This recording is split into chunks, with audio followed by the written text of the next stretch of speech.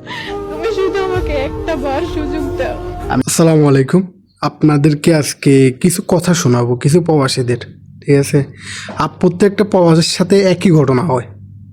প্রত্যেকটা প্রবাসীর সাথে 100-এর ভিতরে আপনার 90 থেকে 92% প্রবাসীদের সাথে এসব ঘটনা ঘটে। তো আপনারা দয়া করে পুরো ভিডিওটা দেখুন। তুমি শুধু আমাকে একটা বার সুযোগ দাও। আমি আপনাদের একটা কথা বলি, হাজবেন্ড 12 ঘন্টা কাজ করে আসার পর ওয়াইফকে কল দিবে, সুখ দুঃখের কথা বলবে বা বিভিন্ন কথা জিজ্ঞেস করবে। ওরে সন্ধ্যা 6টা বাজে আমি কল দিলে বলবে হ্যাঁ বলো কি হয়েছে। প্রথম শব্দটাই হচ্ছে ওর এটা। মনে হয় যে সারাদিন কাজ করছে, আমি সারাদিন বাসায় শুয়েছিলাম। আমি বলে এইভাবে কথা বলো, ভালো করে কথা বলো, কথার ভাষা এতটা খারাপ হবে আপনাদের সামনে বলতে চাইতেছি না। তারপরে 6টার পরই আর ঘুমাইছে পরে 6টার পরই আমি ঘুমাই যাবো বলে টাটা ফট করে বন্ধ করে। আমি যদি বেশি কথা বলি, কথা বলতে দেরি আছে, আমার ব্লক দিতে দেরি নেই, কারণ আমি দেখে আমি কিছু করতে পারবো না। এমন অবস্থা হয়ে গেছিল যে আমি এই দেশে মারা যাবো, এমন একটা অবস্থা। তারপর তো আছে এই ছোট ভাইয়ের সাথে তো এই কাহিনী করছে।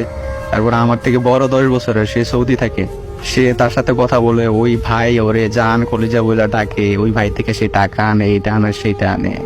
আমার কথা হচ্ছে, তোর সাথে যদি একটা ছেলের রিলেশন না থাকে, ছোট ভাই তোর কিভাবে আমার বলে বউ কেমন আছো, তুমি নাস্তা করছো নি তুমি, বড় ভাই কিভাবে বলে জান সোনা কলিজা।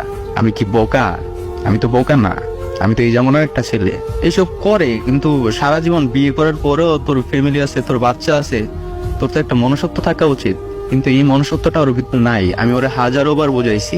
এই 2 ঘটনা জানার পরও আমি মাফ করছি। মাফ করে ওরা আমি বলছি যে তোমার যা হয়েছি, আমি আমার সর্বোচ্চ 1 বছর সময় লাগবে, এই বছরের শেষের দিকে হয়তো আমি বাড়িতে আসবো। তুমি আল্লাহর দিকে তাকাই, আমার বাচ্চার দিকে তাকাইয়া তুমি আমার বাড়িতে যাও। আমি আসার আগ পর্যন্ত তুমি আমার বাড়ি থেকে যাও না। আর যদি আমি আসার আগ পর্যন্ত তুমি আমার বাড়ির থেকে তোমার বাপের বাড়িতে যাও, তাহলে কিন্তু তোমার আমি ছেড়ে দিবো। আমার কি বলে, তুমি যদি আমার ছাই দাও, তো এটা আমার পক্ষে সম্ভব না। আপনার বাড়িতে থাকা সম্ভব না? না, সম্ভব না। এই বাবার বাড়িতে থাকবো, এটা কোনো সম্ভব না। বাবার বাসায় গেছে আবার, ওরা আমি অনেক রিকোয়েস্ট করে ওর হাতে পায়ে ধরে, বউ সোনার লক্ষ্মী, ওরা আমি ভালোবাসা দিয়েও আমার কাছে রাখার চেষ্টা করছি, ভয় দেখেও রাখার চেষ্টা করছি। মানে ওরা আমি এমনও বলছি, দেখ তোর কাবিনের টাকা 1.5 লাখ টাকা, এটা আমার 1 মাসের বেতনও না, আমি তো ছাড়িয়ে দিতে পারবো যে কোনো সময়। এইভাবেও চেষ্টা করছি, এইটাও হয় নাই। এখন আমার কাছ থেকে 3 লাখ টাকা দাবি করে, আমার কাবিন 1.5 লাখ টাকা, কিন্তু 3 লাখ টাকা কেন দিব? বলতেছে আমার জীবন নষ্ট করছে। আমি যদি বলি ও আমার জীবনটা নষ্ট করছে। তো আরেকটা সবচেয়ে ইম্পর্টেন্ট কথা বলি, হাজবেন্ডের প্রতি ওয়াইফের যে একটা ভালোবাসা, যে একটা কেয়ার, কোনোদিন আমার জিজ্ঞেস করে না তুমি কেমন আছো, তুমি কি খাইছো, খাওয়া দাওয়া করছো কিনা, তোমার শরীর কেমন। মানে হাজবেন্ডের প্রতি ওয়াইফের যে একটা মায়া টান ভালোবাসা, এই জিনিসটা ওর মধ্যে বিন্দু পরিমাণ নাই।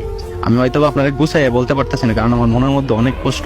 আমার বাচ্চাটার সাথে আমি 2 মাস যাবত কথা বলতে পারি না। একটা মা কতটা ভালো হইলে সে তার বাচ্চারে তার বাবা সম্পর্কে বলতে পারে, তোমার বাবা মদ খায়, গাঁজা খায়, তোমার বাবা অন্য মেয়েদের সাথে কথা বলে, তোমার বাবা পচা। তো আমার ছেলেও ছোট মানুষ, আমার ছেলে এইটা কেউ যদি জিজ্ঞেস করে তোর বাবা কই, বলে যে আমার বাবা ভালো না, আমার বাবা মদ খায়, গাঁজা খায়, অন্য মেয়েদের সাথে কথা বলে।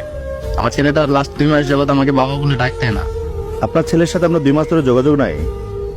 যোগাযোগ নাই। আমি ওরে ফোন দেই, আমার ছেলে আমার সাথে একটা কথাও বলে না, খালি বলে তুই খারাপ, তোর জন্য আমার আম্মু কান্না করে, তুই মদ খাস, গাঁজা খাস।